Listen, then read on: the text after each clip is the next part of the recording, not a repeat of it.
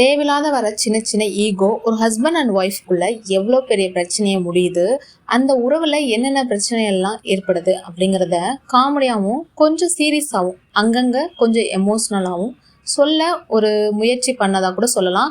அது டைரக்டர் இயக்கத்தில், அதான் பாண்டியராஜன் இயக்கத்தில் வெளிவந்த படம் தான் தலைவன் தலைவி. படத்தில் ஹீரோ விஜய் சேதுபதியும் சரி, ஹீரோயின் நித்யா மேனனும் சரிங்க, வழக்கம் போல் அவங்க கேரக்டரில் கரெக்டாக பண்ணியிருக்காங்க.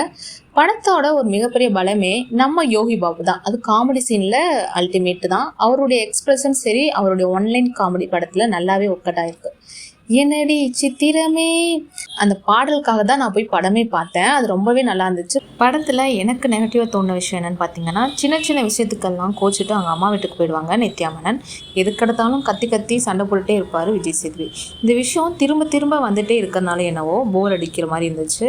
எனக்கு பர்சனலாக இந்த படம் எனக்கு கனெக்ட் ஆகலை. ஆனால் என்னோடய கமிட்டான ஃப்ரெண்ட்ஸு, என்னோடய கல்யாணான ஃப்ரெண்ட்ஸ் எல்லாம் படம் ரொம்பவே கனெக்ட் ஆச்சுன்னு சொன்னாங்க.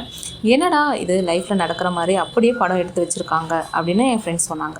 ஒருவேளை நீங்கள் கல்யாணம் ஆனவங்களாக இருந்தாலோ இல்லை கமிட்டடாக இருந்தாலோ உங்களுக்கு இந்த படம் கண்டிப்பாக கனெக்ட் ஆகும்னு நினைக்கிறேன். படம் இப்போதைக்கு தேட்டரில் ஓடிட்டு தான் இருக்குது. மறுபடியும் உங்களை வேறு ஒரு ரிவ்யூவில் வந்து சந்திக்கிறேன். அது வரைக்கும் பாய் பாய்.